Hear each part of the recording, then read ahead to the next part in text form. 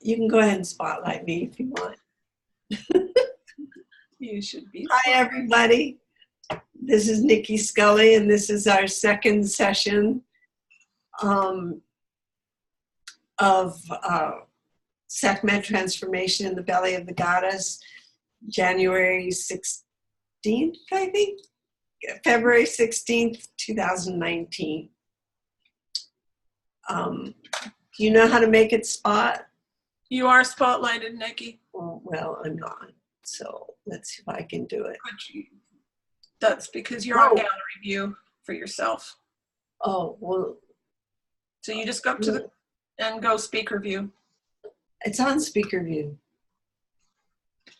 Just a minute. There. You unspotlighted yourself. Hi, everybody. Should we start the recording over now? Let's just keep going. Hi. I am so excited about the work we have to do this week, and there's a lot of it. So I'd like for us to connect before we start anything.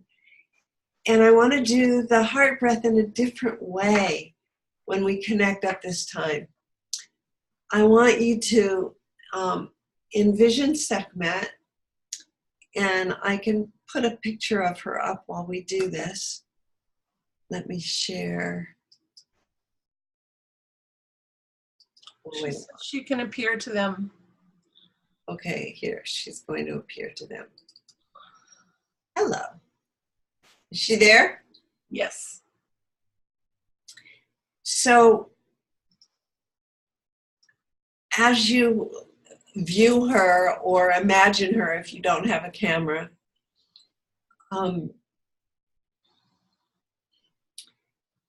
focus on your heart, find that eternal flame, feed it with love, and inhale deeply from the heart of the earth and the heart of the sky simultaneously, and exhale it right into Sekhmet. And she's inhaling what you're exhaling. And now she's filling it with love.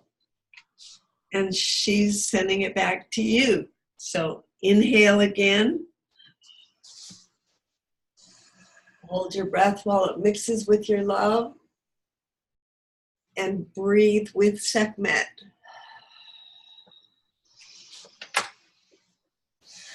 He takes it in, holds it while she feeds it, and now it comes back to you. And you inhale, hold your breath while it mixes with your love, and offer it to Sekhmet. Now the next breath, I'm going to undo the share. And if you could put it onto gallery, inhale from earth and sky. Hold your breath while you mix it. You have to switch yours to gallery, Nick. I can't do it. I got it. And when you exhale, send it to everybody in the class. And then inhale again. Mix it with your love. Send it to everybody in the class. And now this time, inhale, mix it with your love, and send it out into the world.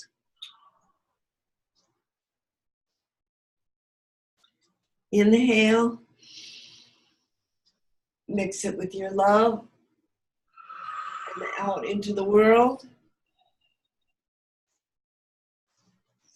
And now this next one, or these next two, you're going to inhale from earth and sky, mix it with your love, and exhale it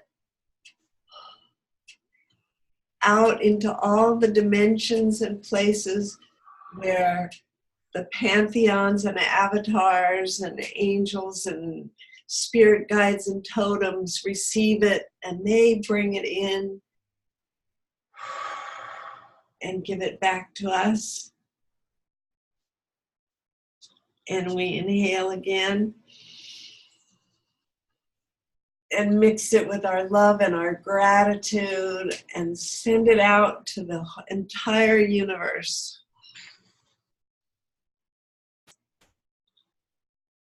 And feel as not only we in Sekhmet are connected, but we're connected with one another, and now we're connected with the entire assembly of beings, which is growing. So maybe we better do one more hard breath because they want in on it. Inhale from earth and sky. Hold it while you mix it with your love and your gratitude and your prayers, and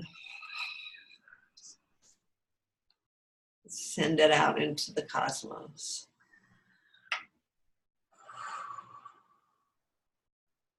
With your prayers that this work make warriors for Ma'at and help bring the world back into balance.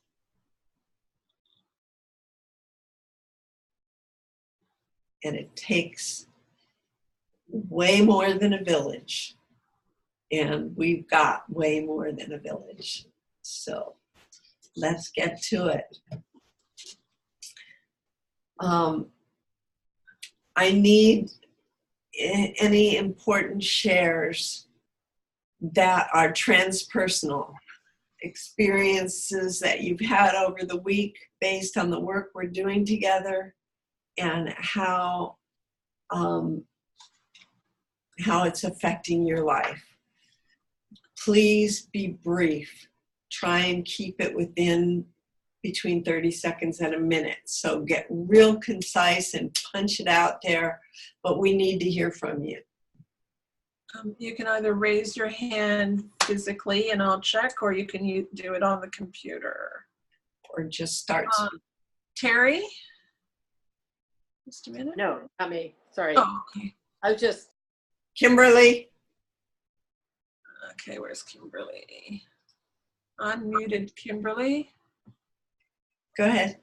Good afternoon, everyone. At least it's afternoon where I am. So the whole tying of the knots, can you hear me? Yes. Yeah, I'm just trying to make you spotlighted. Go ahead. Okay. So the whole tying of the knots was an amazing journey, and it was exactly as you said. It just kind of picked up momentum. It was a really difficult thing for me because I'm a perfectionist, and so to dive in and try to find out what's limiting me and my limiting beliefs was really interesting. And today, as I prepared for the offering that's coming, I felt very emotional, very vulnerable. And so I'm just accepting that, and I'm excited for what's to come. Thank you. And who else? Please. Don't be shy, please. Just start talking. Helen, did you have your hand up? Okay, Colleen. I did. Okay, who is that? Spotlight the height. Oh, okay. This is Andrea.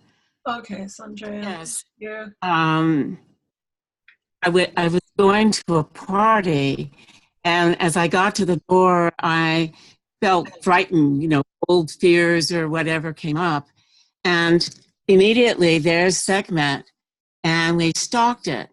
You know, we went into lion form, and immediately the fear was gone because now I was into curiosity while I was stalking it. Walked in, and the party became, it felt like it was an intermeshing of being here in Cottonwood, but also being in Egypt, walking with the Netter at the same time. So thank you so much. That's a wonderful share. I'm sure everybody can get something from that one. Mhm. Who else would like? I felt a lot of strength. I'm not seeing you, so I can't. It's Colleen. There you are. It's me. Yeah, I felt a lot of strength. And I know I look exhausted because I am, because I traveled far with a lot of puppies and haven't slept for days. But I did feel strength amidst everything. And I know it was because of Sekhmet and what we're doing. So I'm very appreciative of that. Thank you. Thank you. Thank you so much. And Janice, go ahead. Oh, hello. I had a dream I was at the Sphinx and a doorway opened in between the paws. And I walked into this room and it was full of treasures of all kinds, gorgeous Egyptian stuff. Large statue of Anubis was there. And I knew that there were people that were going to come to the Sphinx for knowledge and for gifts. And I was rolling a carpet, this gorgeous carpet, out the doorway for people to be welcomed into the Sphinx and partake of the knowledge. Blessings on you. That's wonderful. Nice dream. Thank you. Any more? I'm just looking here. I don't see any more hands up. Is there anyone else? Okay. Before we go to Karnak, I want to go over, I want to talk about, I want to talk a little about Karnak. And you have the pictures in the book. I have a few more to add to it in the slideshow, so let me bring that up. I just have to find the share and the slideshow. And talk a little bit about getting there, because our first journey is going to be getting there. And so I wanted to give you some visuals of that. And so this is a view of Karnak taken many, many years ago from the roof of Sekhmet's chapel, which is in the northern edge by the northern wall. And you can see the grandeur of Karnak. And then we're on this little chapel way off to the side. But I want you to note that it was closed for years while it was under reconstruction, and no one was allowed there. And I'm not going to give you every trick in the book that we used to get in there while it was closed, but suffice it to say, thanks to our incredible Egyptologist, Emil, we never missed a trip. And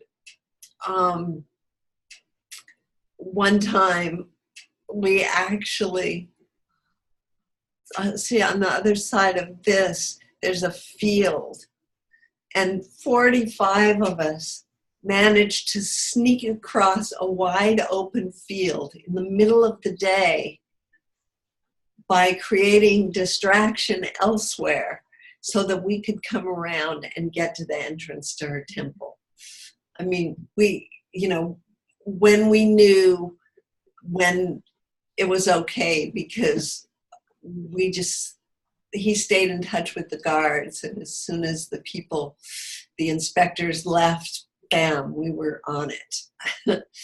But so when we go there this time, we're going to go ahead and pass through the eye, Sekhmet, as known as by some as the Eye of Ra, or the daughter of Ra, or the feminine face of the sun. And this is the right eye of Ra, the fiery eye, usually known as the Eye of Ra or the Eye of Horus. Today it's the Eye of Sekhmet. And then we'll be facing actually there's a really long courtyard that we have to walk across before we get to where the Avenue of the Sphinx has been these sphinxes has been reconstructed in this main entrance to the temple through those pylons. And here's a close-up of them, and you will feel them knowing you and checking you out as you pass through. And when you get inside, you'll be in this giant courtyard. And some of you will be in current time and some of you will be in ancient times.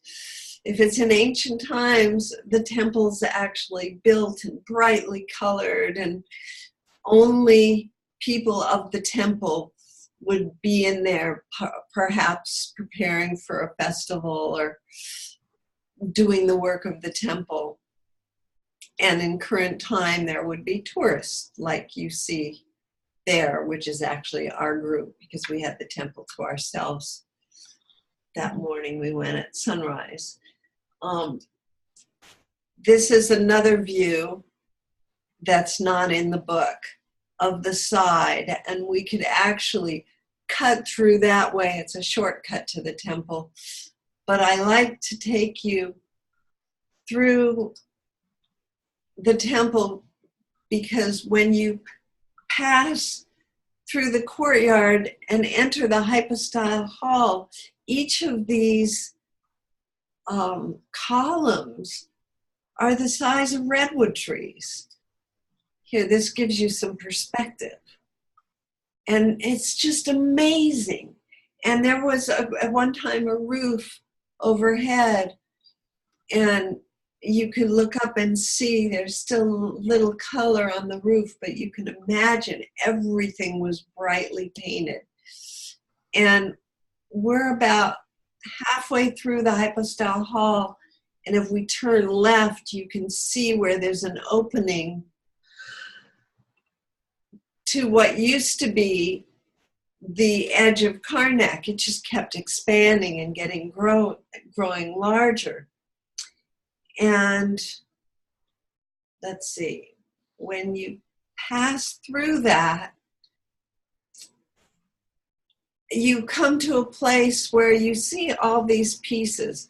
Now, this was, I think, a fairly recent photograph, because that whole area back when I took that first picture was filled with pieces of the puzzle of Karnak, and they were all numbered and marked, and they reconstructed it. I got to observe the whole process because I spent 30 years going there. And you walk down to here, and then you turn right, and here you see my friend Susie leading us as we turned right to the path. And this is before it was closed. Later, it's fenced off and big do not enter and all that stuff, which we ignored and did get busted a few times, but we managed. And this is continuing on that walk until we reach the far north end, and see, that's the wall at the edge of Karnak. And this is all the temple that was originally dedicated to Hathor, because Hathor was Sekhmet in Lower Egypt, which is in the south. First it was Hathor, and then she became Sekhmet. And we stop at the tree. Now, this was a recent painting or photograph, and we'll spend a lot of time in the shade of this sycamore tree. But I happen to have a picture of the tree from 30 years ago, maybe 25 years ago, and it was almost dead. And so Emil and Mohammed, who was our land agent, bought the tools that required the fertilizer, the pails of water, and paid the guards to water that tree. And so now this is what the tree looks like today. It's amazing because that tree was probably 500 years old at least when we found it almost dead. And it's full of these scratches and scars where people have gone for the medicine under the Cambrian layer. It's a sycamore fig, and the juice of those figs is a medicine. It's not a sweet fig. It's very medicinal, and especially for eczema. Really good for skin diseases, and it's also considered a fertility one. And then here's a picture of the entrance. This looks like it was taken before we had good cameras and before they did the reconstruction. This is the columns that you pass through that we're going to go first. We're going to journey just to the sycamore, and so maybe I'll wait on the rest of this and undo the share. Stop the share, and I'm going to take you on the first journey, which is just getting to Karnak. And what's interesting about these journeys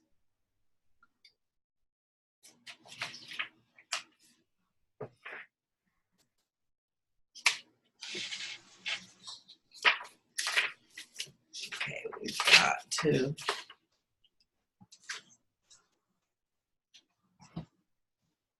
I should have had sticky notes here. I thought it was just pop open to the page, but it didn't. Which page, Nick? The beginning of the paragraph of the part 2, feeding Sekhmet, I think. No, not feeding Sekhmet, the one before it. Taking your offering, the journey to Karnak. 56, 57. Yeah. So I'm going to just go ahead and take you through the journey to Karnak. And throughout the rest of the day, we'll be kind of in and out. So you'll never quite come back, only to journal and share. And it's a way of beginning to realize that you're living in 2 dimensions simultaneously. And then we're going to move to 3 dimensions simultaneously. And once you're inside her belly, you'll be living your life, and you'll also be in the belly of the goddess at the same time. And you want to be as aware as possible of both. So that's, I've got the page mark right here. Why didn't I look?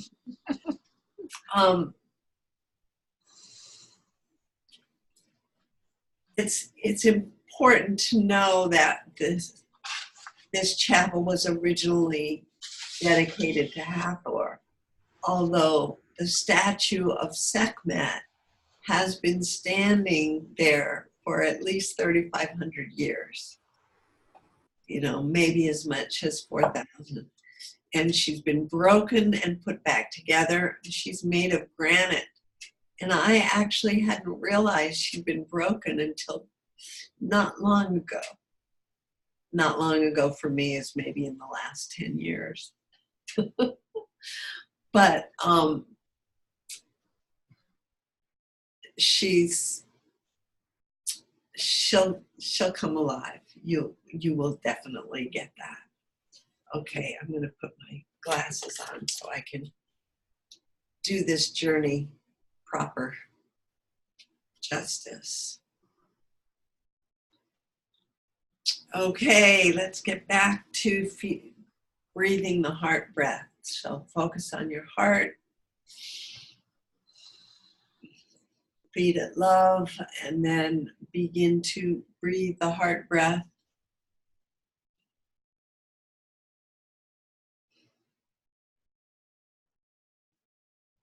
Once again, thank the supporters and guides who come to join us and support us. And as our light brightens as we continue to breathe the heart breath, remember that many others have gone before us on this journey. So feel us link once again with your next breath. We're already linked, I think. But this is a huge radiance. And so greet those that you know. If you're missing anyone, please invite them. This is your opportunity to invoke anyone that you want to witness this rite of passage for you that today will bring. And notice how your heart opens wider when your flame merges with the heart flames of all those in attendance.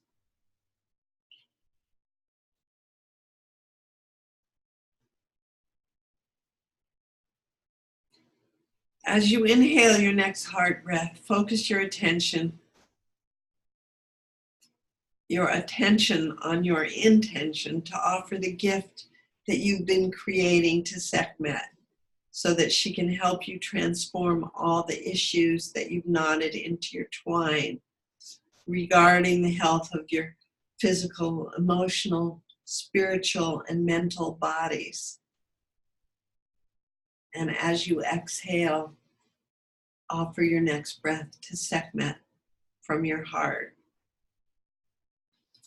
Those of you who have not completed your knots or don't feel prepared yet, you definitely want to be fully engaged in this part of the journey so that when you do work with your knots in the future, you will be in the shade of that sycamore tree. But right now, in the center of the light that's radiating from you, there's a tiny dot that grows with each breath. And very soon it takes the form of the right Egyptian eye, the eye of Horus or Ra, the all-seeing eye of the sun. And as it grows, you realize today it is Sekhmet's eye, and you're drawn toward it and pass through its pupil. And you'll find yourself on a boat docked at the edge of the east bank of the Nile River in Egypt. You're helped off the boat and directed to walk up the wide stone roadway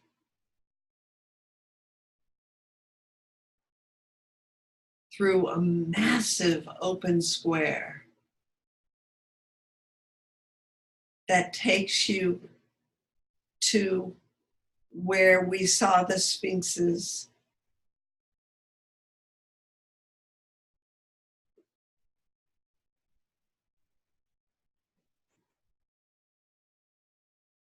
If you were to turn around and look to the west, you'd see Hatshepsut, the woman pharaoh's funerary temple, all the way across the river, nestled up against the cliffs, exactly opposite the entrance to Karnak. So you have On the west is generally the side of death and the underworld or inner world. And the East Bank is dedicated to life. And this temple is on the East Bank. The other side of those cliffs that you saw to the west is the Valley of the Kings, where the pharaohs were buried.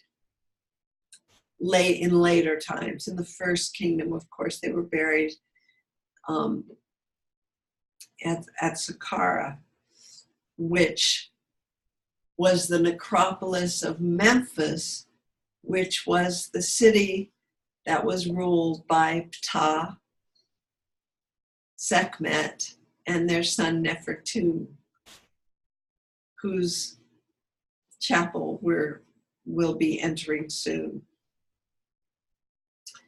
So as you continue to walk toward the pylon that's the entrance to Karnak, you find yourself passing between the row of ram's-headed sphinxes.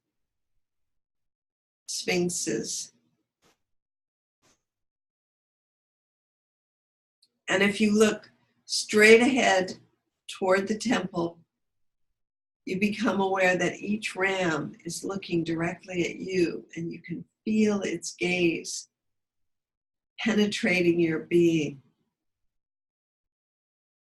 as it knows you completely. So that when you arrive at the giant front gate, a priest or priestess knows that you're meant to be there and opens the way for you and guides you into the temple. First into that great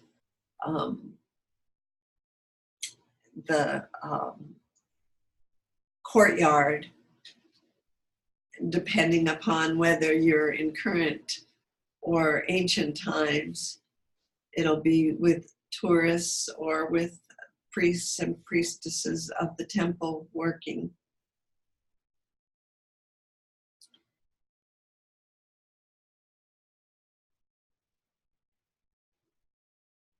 On the other side of the square, you enter the hypostyle hall and see those huge, carefully placed, redwood-sized columns, carved and painted and covered with hieroglyphs. The sunlight that shines through the missing places in the roof, unless you're back when there weren't any, beam through, and you might be drawn to a particular hieroglyph that speaks to you that the sun is shining on. If so, pause for a moment and see what message that image has for you.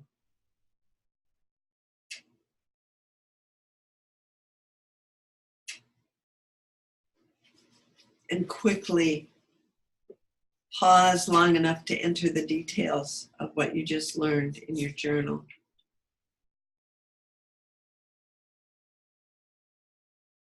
Just enough so that you'll be able to remember when you come back later. And then you'll come to the place where your guide turns left and you can see the palm trees out the northern end of the hypostyle hall.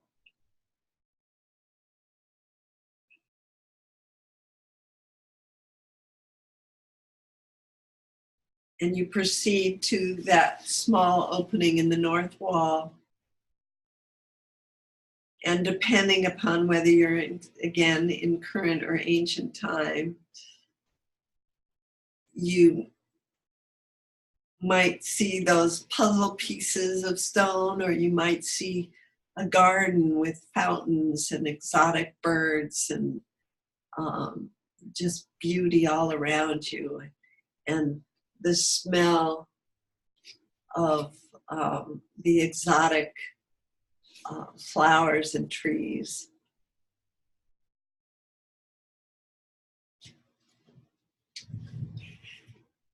I'm going to add a little resin to our incense. I think I'm going to add frankincense. So let's see if you can smell it.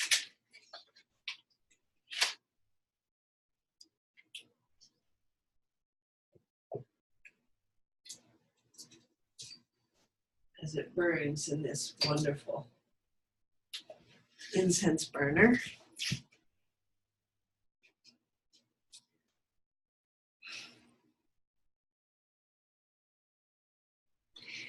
And so follow the path that goes off to the left and then swings around to the right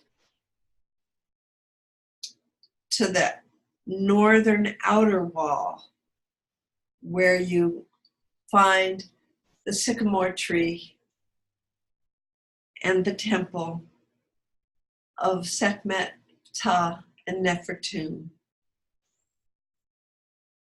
It's a modest temple, chapel complex compared to the grandeur of Karnak.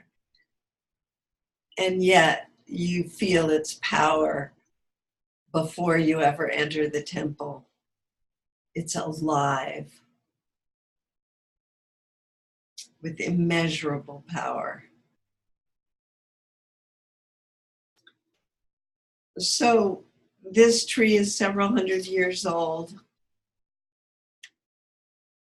And notice the scars made by many people seeking the milky substance beneath the Cambrian layer. And this is a good place to rest in the shade of the sycamore. Reconnect with your ball of twine. There are benches for you at this point in your journey. And take a few moments now to breathe a hard breath and notice how layered your work with the twine has become. Thank the God that brought you there. And I want you to ground and center enough to write in your journal the notes that you'll need to fill in later. And as you return to ordinary reality, try to keep as much of your spirit self sitting in the shade of the sycamore tree in front of the entrance to the chapel. As you take a moment to write in your journal or continue tying knots as it comes to you that you need them.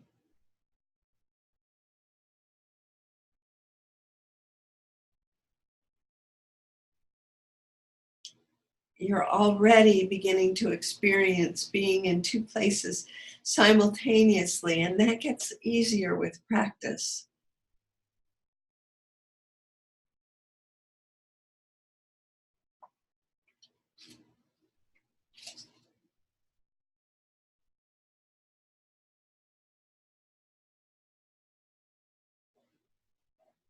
When you're working with the twine and you come to the shared voices, be sure to read the shared voices. And what's different now is those were all written before the book, obviously. And before we had the technology to have the Google group that we have now. So it's very important that you share as much as you can of the transpersonal part of your journeys, because some messages will be specifically for you and some will be those that you know would help everybody. And those you want to write in the Google group. And if it's a new thought that hasn't been spoken of yet, start a new stream. But the streams will get long and wieldy So at a certain point, you want to start a new stream anyway. And I will read everyone's thoughts. I may not be able to respond to all of them. But what's more important is that you respond to each other. And you become inspired by one another. And it's that community that will make this so much more, give it more depth than doing it on your own. And there will be people in there from previous classes and who are working on their own.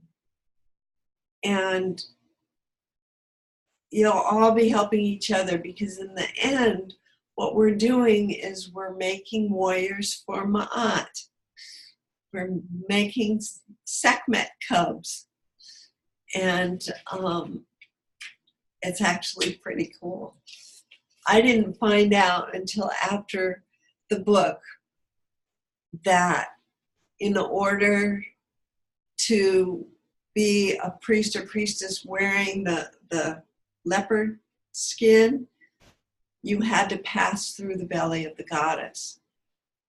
And I didn't know until Normandy wrote the foreword that she had been through the belly of the goddess on her first trip to Egypt. Only she didn't understand it until it came in this way, until it came into the context of this book. So it was really, really interesting how Sekhmet calls her own. And they find her one way or another. So this next journey is the journey for feeding Sekhmet. And before we go there, I'm going to share with you the implements of power and what you can expect. So, because I don't want you to be distracted by looking while I don't want you to have to open your eyes to look. So this will give you an idea of what you're going to be walking through. When you pass through the entrance, you walk through these columns and you'll arrive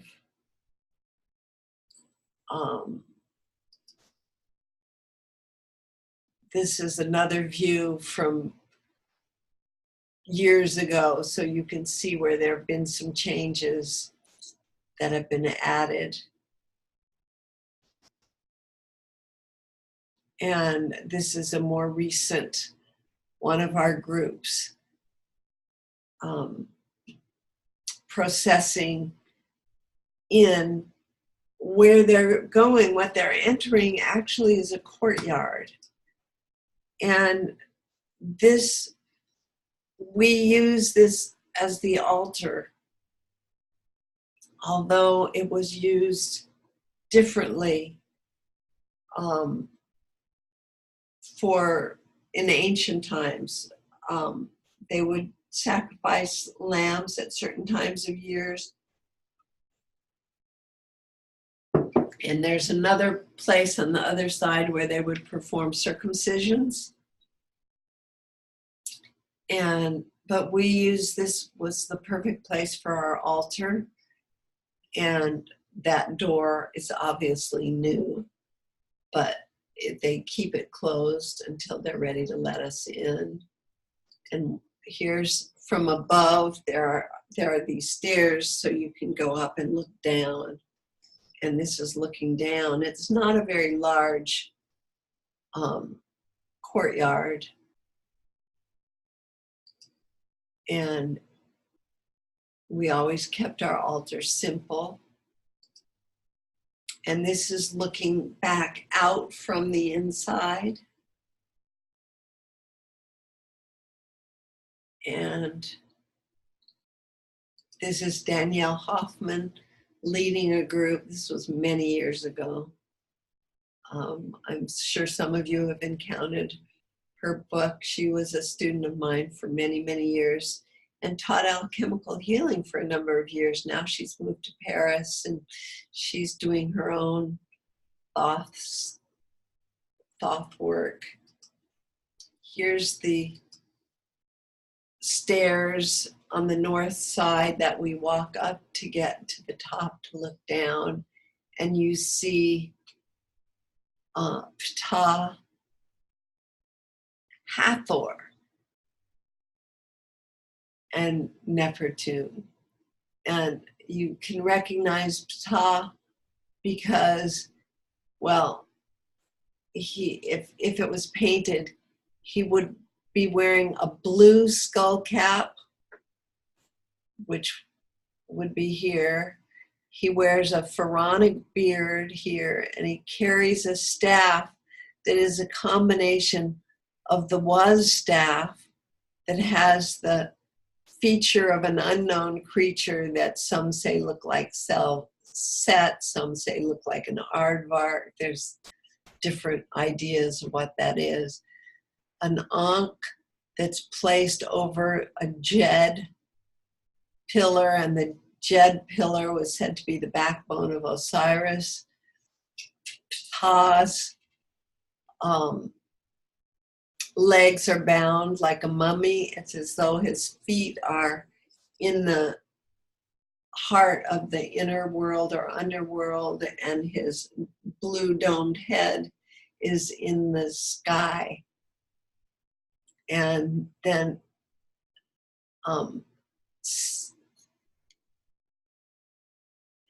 Hathor is giving him energy in the way that we do alchemical healing. Like one of the differences between alchemical healing and Reiki is that you don't put your hands directly on because your hands speak to you. You have the eyes in your hands open, and if they were touching, it would interfere with you getting the information. And it's just a different way of doing things, but I thought I'd point that out. And I believe this is Nefertune. We have another view. It's not very well articulated in this view, which is another side. But this one is clear, and it's like the original one I saw. If I'd waited, you'd have gotten a clearer picture of the was staff, the ankh, and the Jed pillar. And the Jed pillar that's like the ladder or the backbone of Osiris. So that would be the vertebrae, which is also the ladder by which you ascend to the upper world or descend to the inner world or underworld. And Sekhmet, where you would expect to see, I mean Hathor, where you would expect to see Sekhmet, but they're actually two sides of the same coin. Hathor was in the south, Sekhmet was in the north. Their myth blended, and when you go to study even the ancient myth of Sekhmet and how she almost destroyed humanity, you will see equal versions of the same myth told as Hathor. And so they are intertwined, even though Hathor is known for love and joy and the compassion of grace. Sekhmet is fierce compassion. And like I said, they're flip sides of the same coin. There's another close-up of Ptah. Notice that Ptah is sitting on the plinth. Here, let me bring my cursor down so that you see. This is a plinth. It's a trapezoidal base upon which the gods stand. And you'll see Ma'at is most famous for standing on the plinth. And it's very important that we remember Ma'at as we take our offering, such as it is, to Sekhmet. And I want to point out here, this is like a tuning fork, that part of his staff. And if he were to hit the ground or the plinth with it, it would reverberate and change the vibration. And so it's important that you're aware of those things. Also,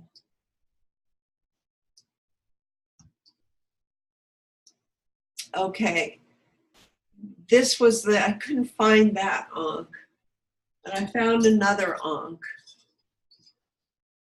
so that you can see an Ankh. And I'm putting this crystal, wait, I guess I have to come back to myself. Let's see. I'm going to stop sharing for a moment so that you can see. I'm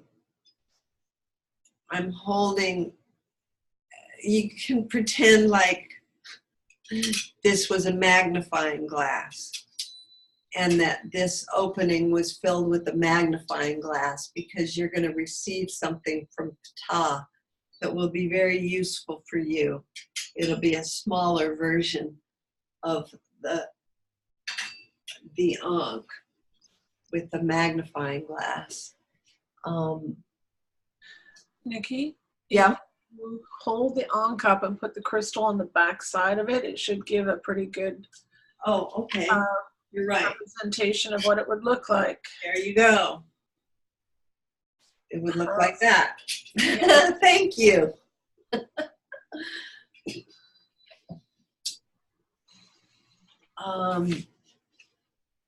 Let me see what else you need.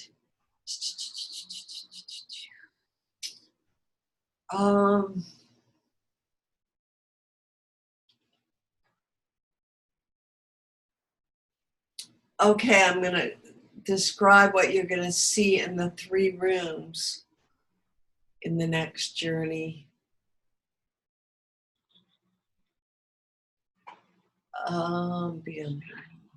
Okay. This is the first room. Wait, I've got to put the sharing back.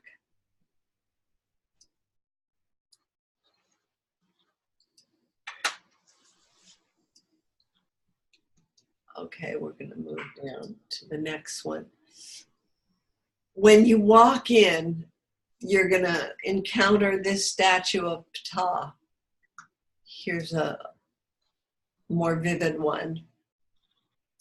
He's headless, but you were shown his head, and you know that he has a blue skull cap and wears a pharaonic beard. And he's very handsome. And he's, so you'll be asked to pay your respects to Ptah first. And then to the left of Ptah is the empty room of Nefertum. And there's nothing in there, and I don't have a picture of it, but it's devoid of all decoration at this point. But you will pay your respects to Nefertum. And then you'll be asked to cross back through. Now, I showed you the implements, so I don't need to show you those anymore. And when you walk in, you're going to see, when you turn to the left, you're going to see this statue. And then you're going to walk up to her and face her eye to eye and heart to heart.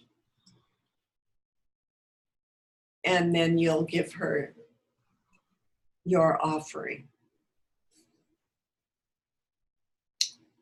Okay, I want to know if anybody has any questions. I'm going to leave this on for a minute just to make sure you get the feeling of what she looks like in that place where we're going.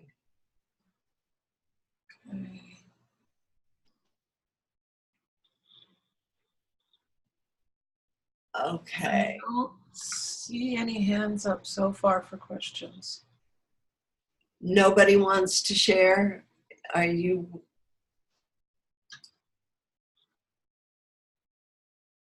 There was one question that came in there, which I sort of have too, on the chat. Can we leave a partial offering if we're not totally done? That's from Dana.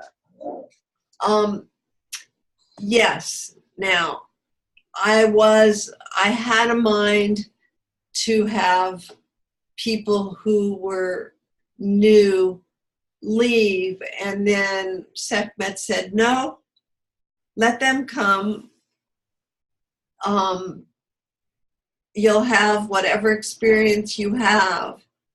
And then as you complete your offering, you may want to go back and give her more.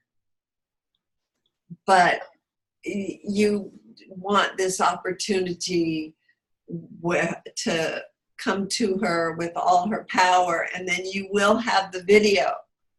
So you can go there as many times as you need to, but at a certain point, you will be completely devoured.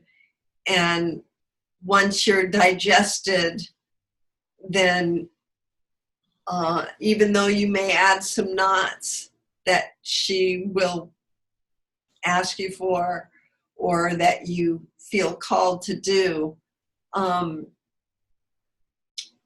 you won't be able to go back until you've completed this round fully. Nikki? Yes. So even though you haven't tied all your knots, she says that to continue to tie the knots and to add to the offering even after you've been devoured. So anything that you continue to add during the journeys will become part of that offering. So it's okay. Okay, so it's okay for the people who are on the call who have not done the previous journeys? She's just going to give you the experience you need for now. Yeah. And then when you catch up to it, you'll get the completion. Yeah. That's what I'm getting. Okay. Yeah. So they can go back and do the journey to the Sphinx, and that'll just add into what they're already experiencing. Yeah. It'll be interesting. I'll be interested to hear from those of you who are coming in late. Now, some people, you have all week to catch up and be ready for the next part. And you can do it. I used to do the whole class in 3 weeks. Mm-hmm. And we do it twice a week. And I realized, well, that was crazy. People did it happily and then came back for more. But I'm really enjoying doing it once a week and giving people time. Okay, so. And they'll receive whatever experience that they need to receive today during the journeys. Right. and they can come back. And you'll repeat them when you get your yeah. When you get your videos. I've taught a class like this. Well, you and I have both done it in a week, which is very interesting. Right. But we're together 24/7. We were together 24/7. We spent a week in Canada. It was amazing. It was amazing. And then we did it. How many days were we at Nicole's? That was 4 days. 4 days. And we did it at your place for a week. But it's kept growing. Mm-hmm. I mean, those were all before, most of them were before the book was written. And then once the book was written, the first time I did it when the book was written was in Las Vegas in a weekend. But just like now, it's like I'm not doing the whole thing. I'm getting you primed and prepped and ready because people complete in their own time, regardless of how fast we do it. And so there's no way to do that. Although I might come back and do it just so that we have a recording of it. We'll see. We'll see how far we get. Right now, She's ready. she's ready. So let's do it. Just don't forget your red bundle that you got at the Sphinx.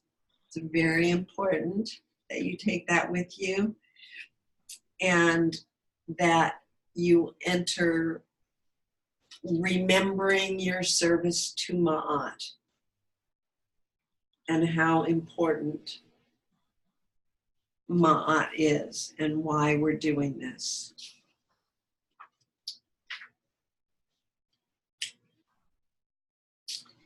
Okay.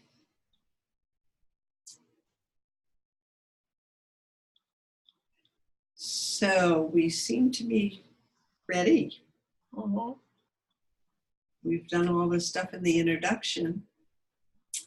So gather your twine, your ball of twine.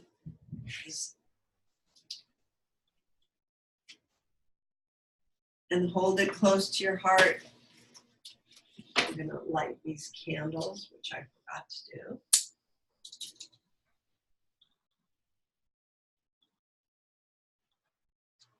Necrobet's candle. Necrobet's candle.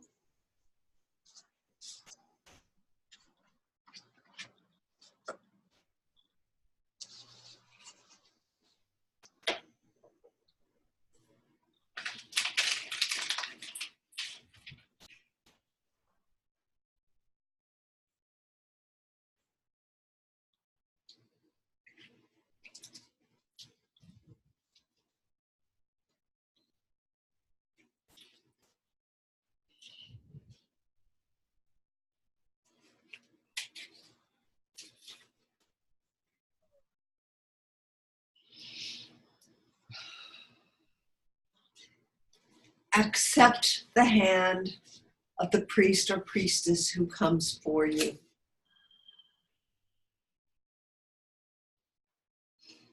Together you walk past the guardians and through the colonnade to the inner courtyard, where you stand before the altar and take a moment to reconsider your intention for being here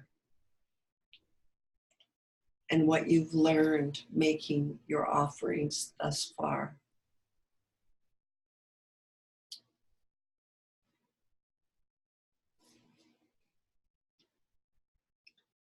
The priestess, seeming to have read your mind, lets you know that all is in order and that you are expected. Regardless of how far you've gotten, you'll get exactly what you need with this intro to Sekhmet. The guardian of the chapel opens the big wooden door for you, and you find yourself in the entranceway in the dim light of Ptah's chapel. Walk up to and stand directly before the headless statue of Ptah, which may have his head for you now, and pay your respects to this great creator God. Though the physical stone of his head is gone, his essence remains. The aliveness and energy of this statue has the power to touch you deeply, to your very core.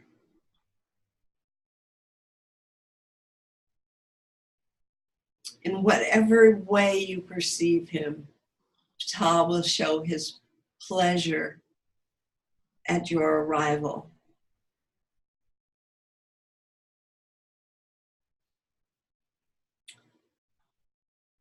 And as he greets you, you know that he sees all of you and knows you better than you know yourself.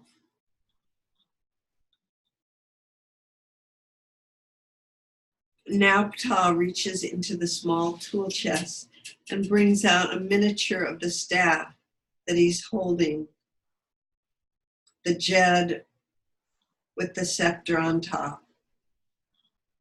As he holds it, it magically grows into a full-size staff.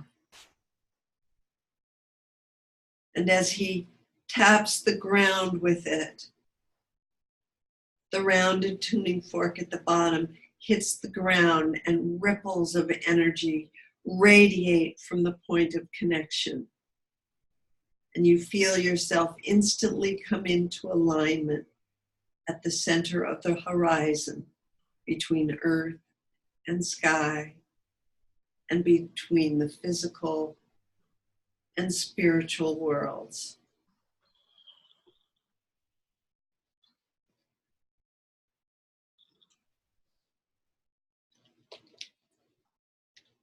Just feel that reverberation alter not just your frequency, but the entire temple frequency and beyond. And then he shows you a small ankh, perhaps 3 or 4 inches in height. But what's unusual is the magnifying glass that's in the circle at the top of the would-be cross. After he holds it up and shows it to you, Ptah offers it as his gift to you. This lens is something that you can use to increase your focus on whatever you choose to look at through it. It will also magnify whatever you wish to manifest. So you may be able to see what you're missing in the process in which we're engaged, or be given a different perspective of the changes that are happening while you're going through the ceremonies in this book. Now just take a moment with Ptah, remembering that he is a great creator God, and this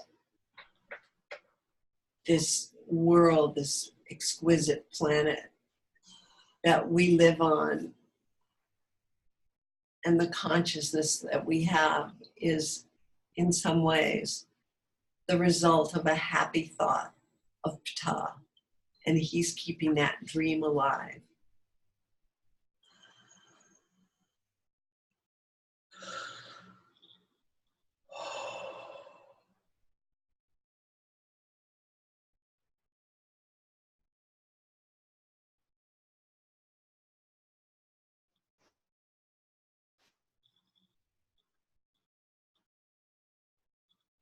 Be sure to express your gratitude to this great being whenever your time with him is complete.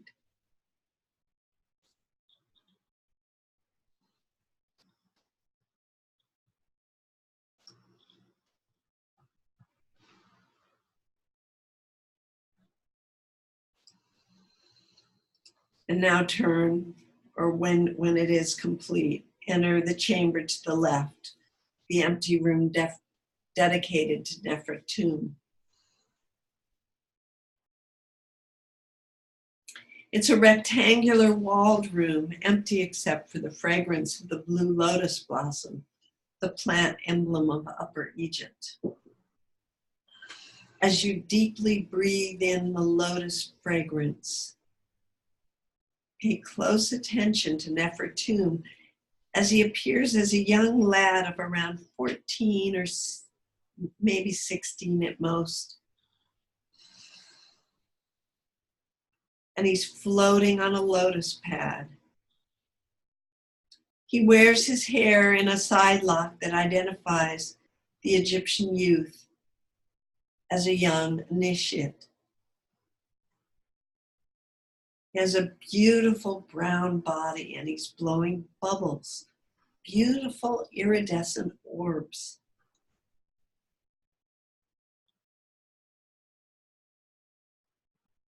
As you connect with Nefertum, there's this sense of the essence of joy and beauty, regardless of whether you can see him. And wherever the bubbles land, they become like crystal balls. Yet they're very light and appear more like large soap bubbles.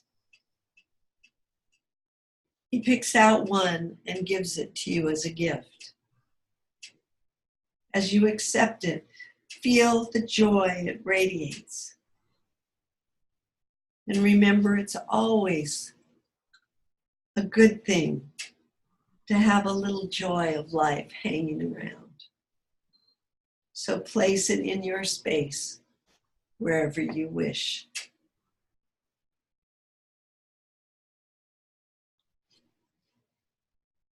So take a moment to just be in that place of joy and simply breathe in the fragrance of the lovely lotus blossom, allowing its intrinsic power to move through your body, bringing clarity and focus.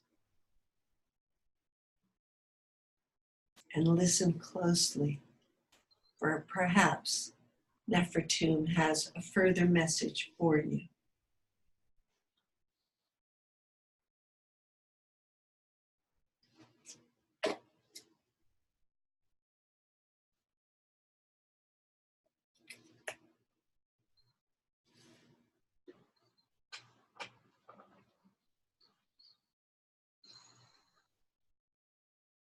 When you feel complete, thank him and bid him farewell. As you leave his sanctuary, you walk past Ptah and pause when you come to the iron gate at the entrance to Sekhmet's sanctuary.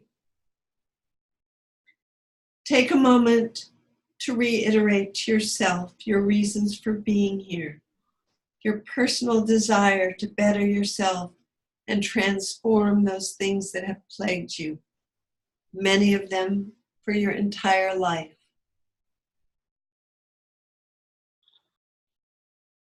You can feel them encoded within the ball of knotted twine that you're holding.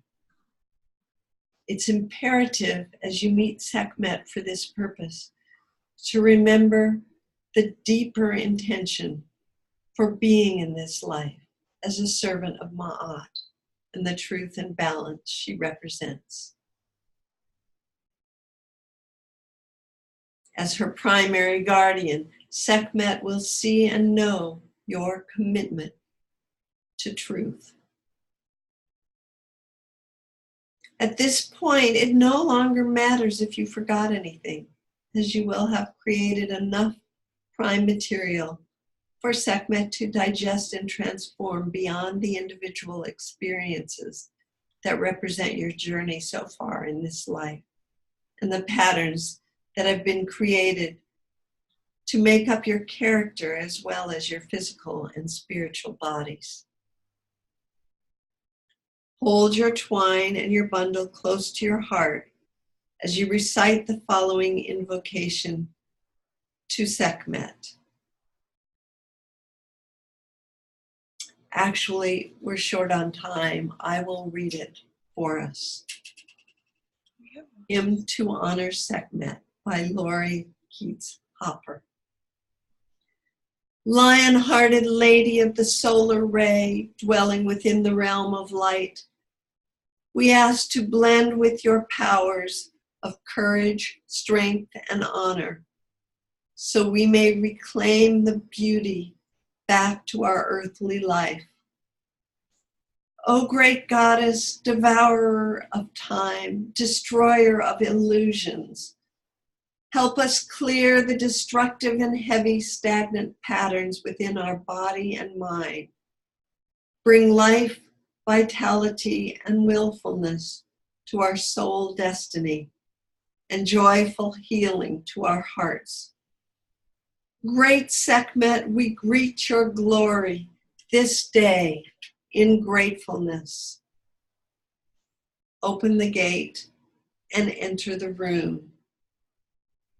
It too is unadorned except for her huge presence, which you feel even before you turn to the left and see her standing tall in her graceful granite body, her stone eyes bright, perhaps glittering, as you feel her pulling you toward her. Remember to breathe. Her presence can be overwhelming. The first time you come face to face with her in her sanctuary.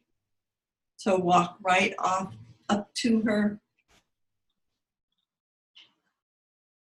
Offer her a deep heart breath and hold out your offering of twine and the bundle you received in the Sphinx that contains the symbol of all that you found inside yourself that is in need of transformation. Sekhmet scrutinizes you and looks directly into your heart. She sees the truth of what lies within the knotted twine, the prime material for your transformation. As you stand riveted to the stone ground in front of her, there's no time of words or greeting. She lets out at first a grumble that turns into a mighty roar.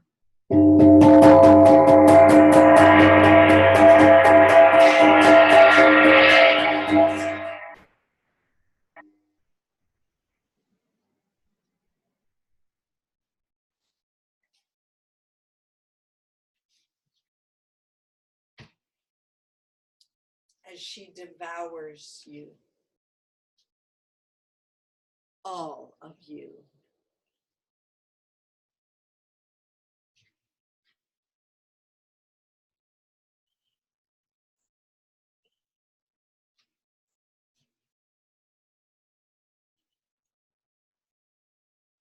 She may take you in one single gulp, or she may take her time, savoring every morsel of the delicious feast you have brought her. While you might find yourself faltering at the idea of giving up some of what you are, your organs are being scrubbed clean by Sekhmet with her lioness tongue. Nikki, it's hard to hear you. Is this better? Yes. I hope I didn't break my microphone. Did you unplug it? No, I did not unplug it. Let me just make sure I didn't unplug it. No, it's plugged. Okay, I'll speak louder. Is Yes, that better? that's good. Okay. Yeah. Sorry, folks.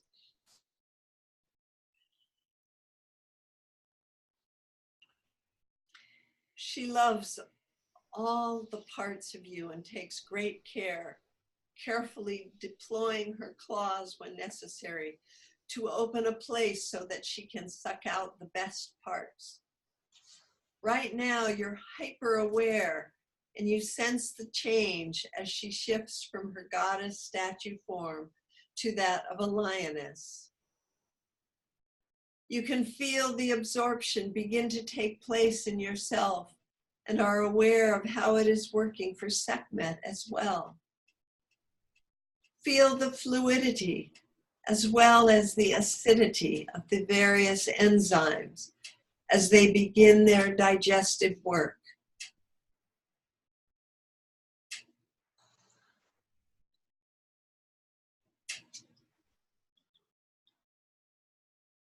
Notice how you feel, using all your senses as Sekhmet's digestive fluids move through all the parts of your body, piece by piece.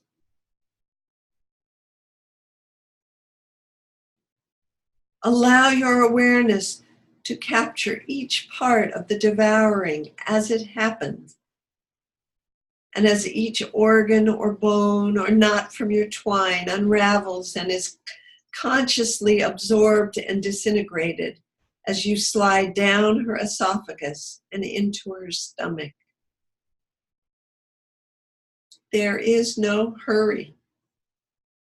You will be safely held in the vessel, the belly of this goddess, for quite some time.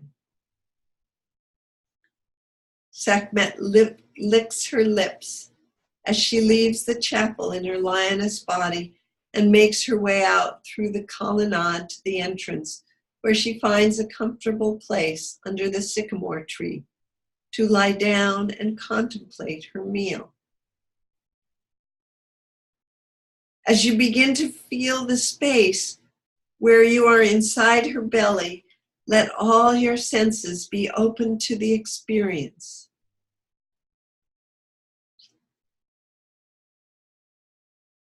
As you ground and center, continue to maintain awareness of what is happening to you inside the belly of this goddess.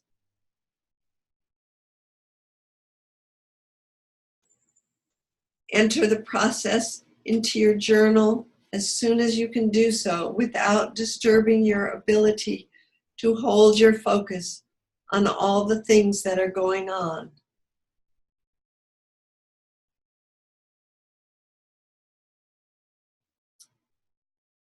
Take as long as you need to become accustomed to being inside her belly, even while Sekhmet is still relishing her meal and there's more for you to do to complete this part of the process. So make your notes brief so that you can fill them in later.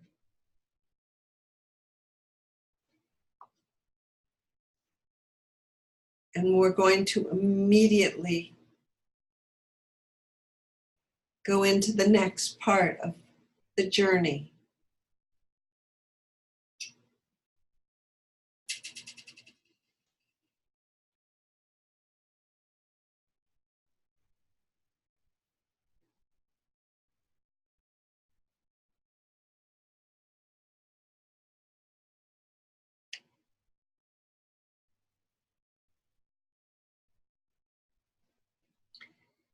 Continue breathing the heart breath to stabilize yourself in your unusual surroundings.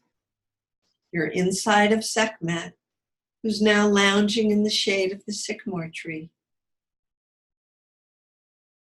After you heard the roar and were swallowed by her, it will take some time before all of you arrives in her stomach. Every participant has a different, unique experience. From this new vantage point, having discovered yourself inside Sekhmet in whatever way that perception happens for you, you come to awareness of a strange landscape as you move all at once or bit by bit down her throat and into the various organs that are involved in the digestive process and the alchemy of calcination,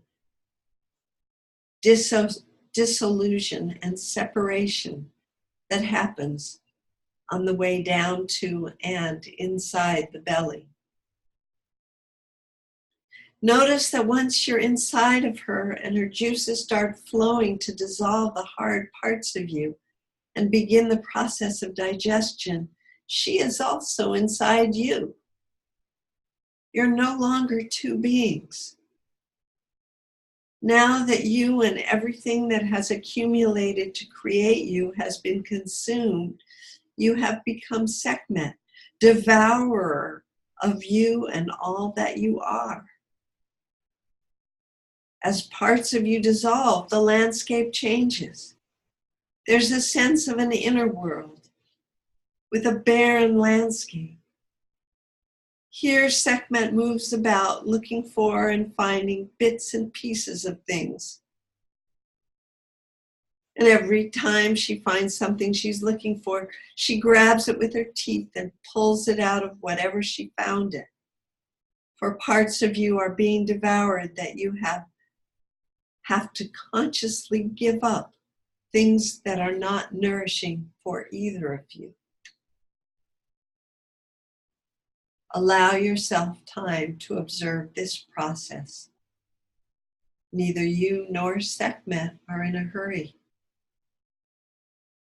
Many parts of you are healthy, good, nourishing, and strengthening for aspects of both of you, and you may or may not recognize some of them as they are separated out and converted to appropriate energy, some going into Sekhmet's body and some reserved for yours.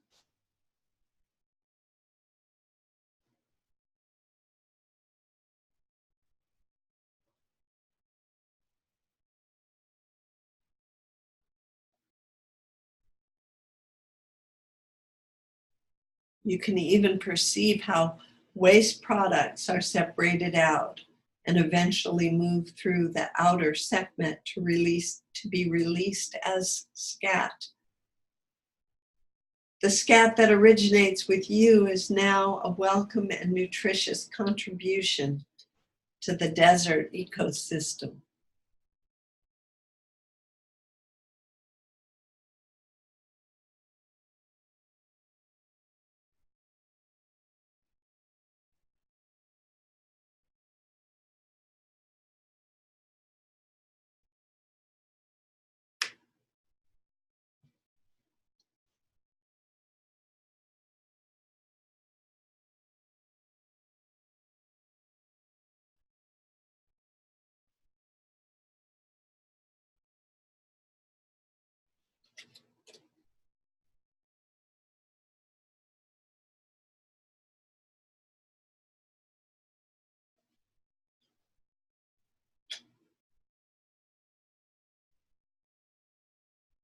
I'm going to ask you to ground and center sufficiently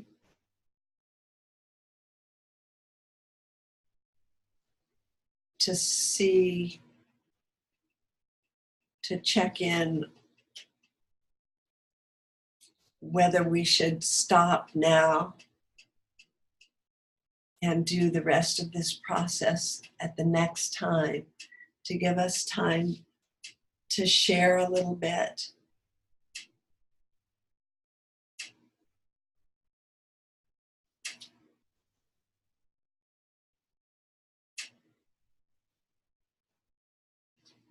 Debbie, I'd welcome your advice on this one. I'm just talking to her, just a sec.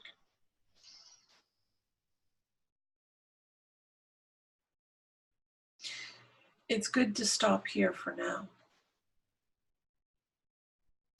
There is a section of the book, it's The Alchemy of Digestion. on page 75. It's just right after the journey you just read. It would be good for them to, if they haven't read it, to read it, and if they have, to reread it. And then, of course, all the shared visions are important. Mhm. And you can read the preparations for the Fierce Compassion. Next time we're going to do the lost hopes and dreams, and we may get a little further than that. But the next two are parts of the digestion are so important that I think we've probably done enough for one session. Mhm. So go ahead, ground and center, and write in your journals. You can return your knots to your altar.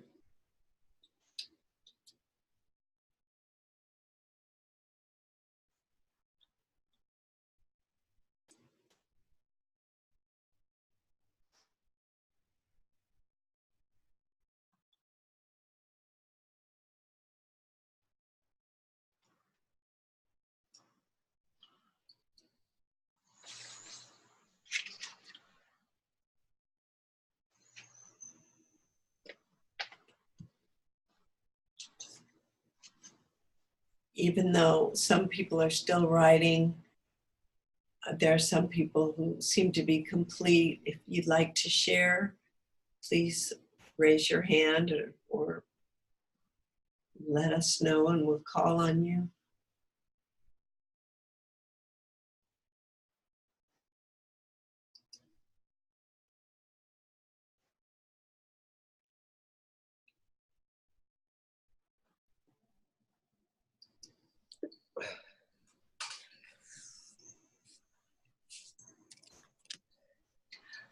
Nikki, I'm not a visual. It's not that I see images, like a lot of people have a lot of detail of their images. I just want to share. I'm not someone that gets detail of images, but I do have feelings or knowings or something. And so for me, when I first went in the belly, I could really feel my heart, the front of my heart. And of course, I had a real physical, open heart surgery 3 years ago. So Whoa. interesting. That's exactly where it went. I have a heart cow valve is my aortic valve. So she was working on that for me. So there we go. Thank you so much. Thank you. Thank you for sharing. Who else would like to share? Thank you, Pauline. Blessings that you're still with us. I'm so grateful for that you were able to have that. Okay, who else would like to share? Nikki, I'd like to share something. Okay, there you are. Go ahead. In Nefertum's chapel, there was a message about joy. And it is the little things that we overlook that will bring us the most joy. And also through gratitude. When we are grateful and show our gratitude, that also increases the joy in our lives. Thank you for that. That's important for all of us. Mm-hmm. And while we're doing this work, it's also important to maintain that spark of joy throughout, even though, we're going to get into some pretty in-depth stuff. For some reason, when I hit the gallery view, I get the second page and I can't seem to get back to the first page. There's a small arrow, blue arrow, about halfway down. Yeah, but it only goes one way for me. Okay, hold So on. can you put it on gallery view and let's see if you give us the right one? Well, here we have Jill. Who do we have here? It's Jill. Hi, everybody. Hi, Jill. Hello. When the symbol, you said, do you see the symbol? I had gotten like a spiral, and then when we went into the journey, I saw the spiral again, kind of like the cosmos, like out into the like galaxies. But the message was all things happen in cycles, and like the raveling of the knots and the unraveling, it's all part of the process. So it was really cool, like finding that in the journey after I got the image. That's So very it was very cool. a really good illustration of how these things are and why it's so important to journal, because you forget these things, little things like that, and then you'll go back and suddenly you'll put it together and realize that you were being given something at two different times that are separated by a whole lot of other interesting things, so that you might miss it if you don't have it written. Yeah, that's very cool. Can we have the gallery view again? And let's see who else wants to share. I'm just looking. I don't see any other hands up. Is there anyone else? I'm particularly interested in hearing from the people that joined late, how you experienced your time with Sekhmet, if you haven't had a chance to prepare as much as the other people. So if I could hear from some of you. I forgot your names. How about Bob? Bob Smith? I know you're a newcomer. And Bob, you're unmuted if you'd like to say something. it's second. Okay, can you hear me? Yes, we can hear you. Okay, I just sent a message, and it seemed like it was a dismemberment journey from Sekhmet. Yes. Okay, so I did come across as like doing a dismemberment journey, and now I'm wondering how we're going to be remembered. well, you're not even finished being dismembered yet. Okay. Are you aware that you are within the body of this goddess? Yes, and Okay. from dismemberment journey, that's sort of the way it works. It's a time delay between dismemberment and rememberment, isn't it? Well, especially since there is actually quite a bit more to her to the dismemberment. This is the beginning of the calcination, dissolution, dismemberment process. There's more to it, but I don't want to rush through it. And Okay, is there any section in the book that might explain that part to me? You can go ahead and read further so that you see what's coming if you wish. Okay, no, I thought maybe there was a rememberment resolution someplace. Okay, I'll take a look in the book. There are many chapters. You're gonna have your endocrine system rebuilt. You're gonna have your circulatory system rebuilt. You're gonna have your skeletal system rebuilt. You're gonna have your brain put back together, and you're gonna have new DNA. You're gonna have you're going to be reduced not just to be dismembered, you're going to be reduced to your absolute essence. Okay, is that like being dismembered to spirit? Because that happened to me a couple of times in some Egyptian journeys. Yes. So this will ultimately take you to that point of your essence. And then it's like going through the eye of a needle, and then there's a way that you're put back together that will take several weeks. Really? Okay. Because it's a complete overhaul.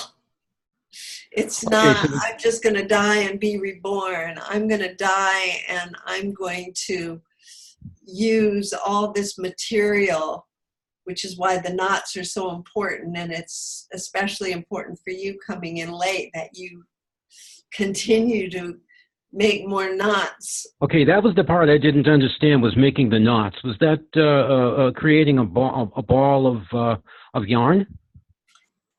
It's okay. Can you see this? Yes, I can. Okay. These knots, each of them represent some aspect of myself that I want to transform. Okay, limiting issues.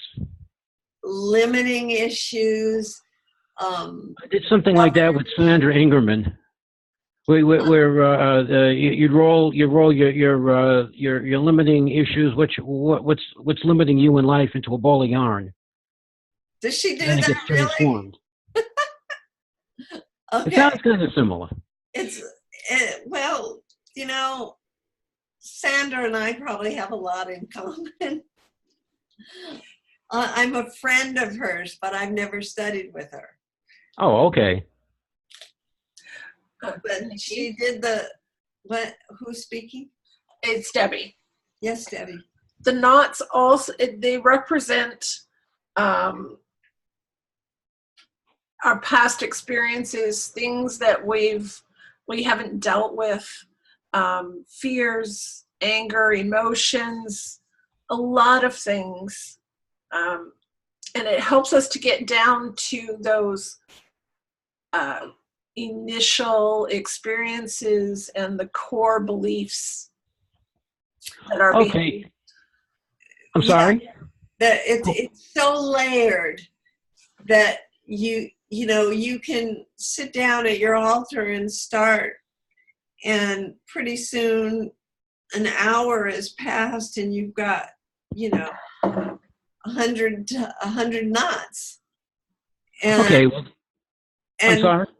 you just keep peeling the layer of the onion until you get as much as you possibly can discover in yourself that needs to be changed. Stuff that's so hidden that it could have happened in utero, it could have happened in a past life. But if you focus and keep tying those knots, you'll get to them. And those okay. don't get to, she will. But don't, this, like this little thing that I've been doing for this class is paltry compared to what I've done in past classes. But then I've done a lot of work. Okay. So I'm realizing, wow, I've actually done that. It's interesting. Okay, well, what Debbie said sounded something like a core limiting beliefs, and that was something that Sandra was talking about in creating a ball of yarn with that. So, okay, you gave me enough between that and the book. I can piece it together. Thank you. Okay, you're welcome. Thank you. I'm sure that was helpful for other people as well. Would somebody like to add to, contribute to, or share something else? Just checking, I don't see any hands up. You can just physically raise your hand and I'll see you on the screen. Okay, I see Brendusa. Okay, Hi, Brendusa. Nikki. Hi, Debbie. Hi, Colleen. Hi, Bob. Hi, everybody. Wonderful to be here to let you know about my experience the last week. So for me, when I start to tie the knots for the first time, it took me a little bit to get into the rhythm. And then when I start to go into the rhythm, I finished this one In 2 nights, I could not stop. I was saying like 4 or 5 o'clock in the morning, and all these memories from my mother womb when I was 2 years of age, all my traumas, 14, 18, 25, 36, they start to fill in. I could not stop. I did not go to sleep until I finished this bundle. And this morning I got inspired by Debbie. Before the class, she told me, says, hey, you can get a little bit more elaborate and create a bundle of joy. And this is my bundle of joy that I created since morning. Here in front of the computer, this is my bundle of joy. And I want to tell you that during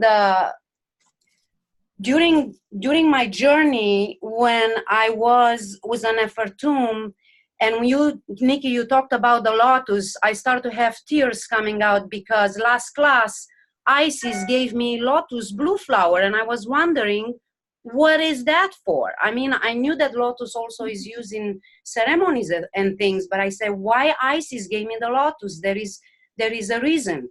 Sekhmet gave me an ankh. Anubis gave me a bowl, like a obsidian bowl. Thoth gave me a golden pen. Hathor gave me a sistrum. Bas gave me a drum. And Osiris gave me a sepstrum stick. And Sphinx said, welcome back. You're gonna make it through this journey. And I was like, wow, that was intense. Everybody was giving me some. I mean, not everybody, but some. Ganateru gave me something, and I was wondering why they gave me these items. And now in the second class, I saw you using the ankh, using the black obsidian. I mean, mine is a black obsidian. Yours was clear, you know.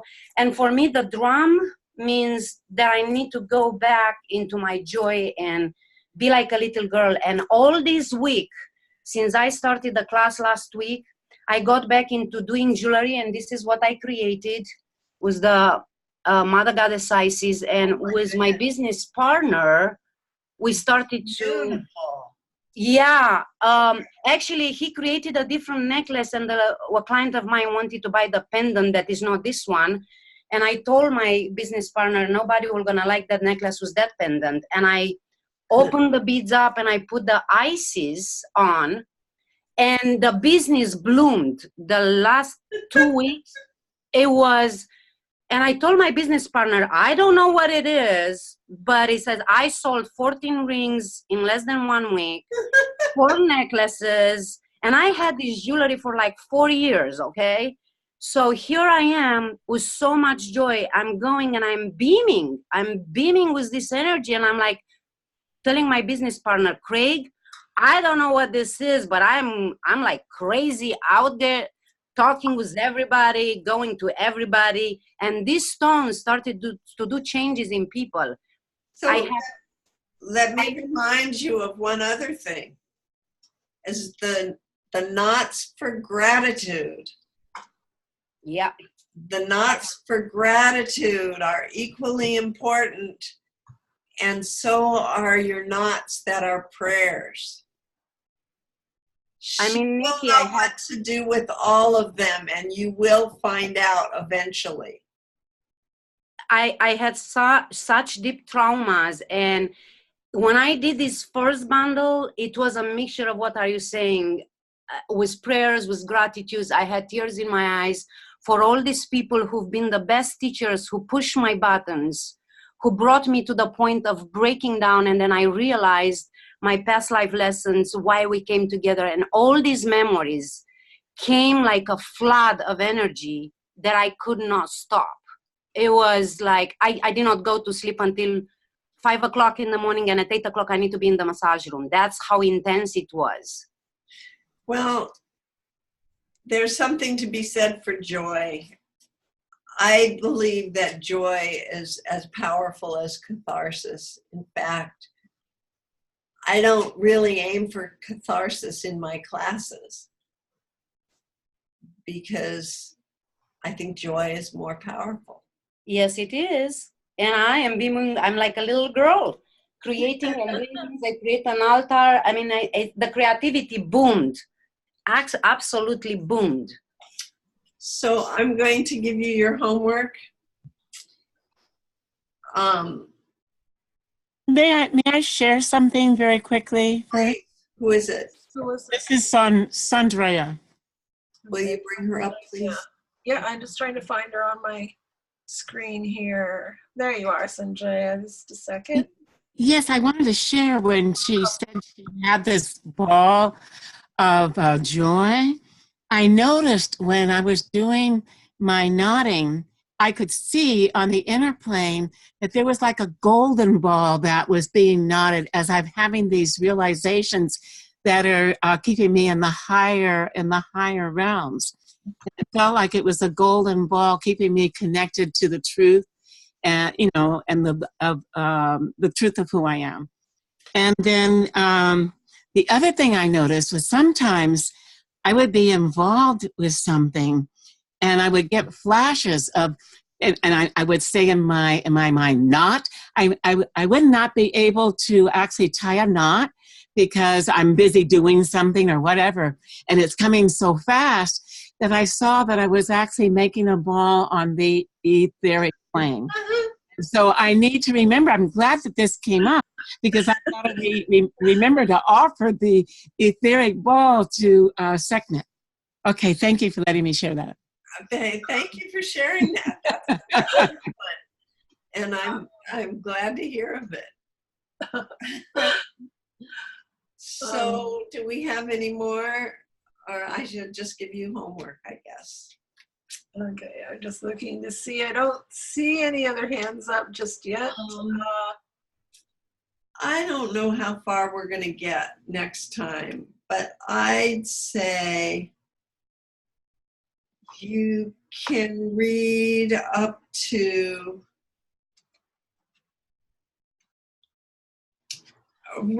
through chapter through chapter 11. Does that feel right, Deb? Yeah, I got to the, yeah, that's perfect. The end of Oasis, that's what I was thinking. Yeah. That's where. 120, 115. Yeah. Up to page 115. We may not get that far next week, but we'll get as far as we can. And I'm just so grateful to all of you for being willing to do this work. This is not easy work. This takes time, it takes concentration and focus, it takes energy, and it takes commitment. And I just feel so honored that so many of you wanted to participate. I did not expect that.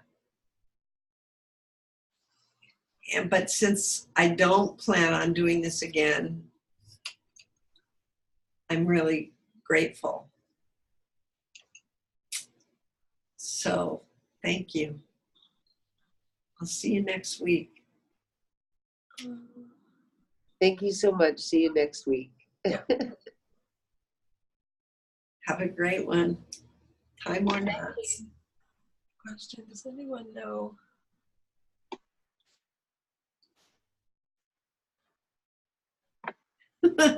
There, just a minute, I'm unmuting everyone. There. Bye, Nikki. Bye, Nikki. Bye. Take care. Lovely Thank week. you. Lots of love. Love and Hey, blessings. everybody. Thank you. Nikki, this is Doug. Can you hear me? Yeah, I can hear you. I wanted to share, but I wasn't able to raise my hand. Oh, I'm sorry. Please share. I'm still recording. As you know, I did this class before, and then coming into it this time was sort of guided by my golden ankh bending and me wanting to fix it. So I called you, and you invited me into the course. I've been traveling, driving all week here and there, have not been able to come pick up the book. Finally just went on the internet and started devouring it a couple nights ago. And I was asked and invited to come to Shelter Cove, which even those words, I was a little, it felt right. However, I was going to be on the edge of cell service. last night I went to read and suddenly the book disappeared. I went to bed, I woke up today and I was able to read. I went to share today and the phone cut out. I came back. I am in Shelter Cove, high on a hill of the Lost Coast, where I'm in a house that has the guitar that Jerry Garcia had developed with rock that he gave to Lucas. Wow. And it's honored in a wood and glass case looking out to the Pacific Ocean. And when I saw that last night, I was just like, okay, then I am supposed to be here for this. And even though I am highly behind in the physical time and this and that, I am not seeing visually what you're showing today. I walked through Karnak with you, and I am in the belly. Game on. All right. And I'll take some pictures of the guitar and send them to you. Thank you. And he was even showing me this book that says, yes, it was given when he was 14 or 15 to Lucas. You mean Rock's son, Luke? Yes. Oh. Yes. Yeah. You do know we lost him, right? Yes. Okay. In the Pacific Ocean, where this guitar overlooks. Well, thank you for the memory. Yeah, I just got a tear a couple minutes ago myself. And happy to be aboard, happy to be on. And I need to figure out how to get on the video thing, but we'll talk about that later. Okay. Thank you. And thank you, everybody. Thank you. Bye again. Bye again. Bye. Bye. Bye. Much love. Much love. Bye. Love and joy. Bye. Love and joy. Everyone. Bye. End the meeting. Wait, I'll end the recording first.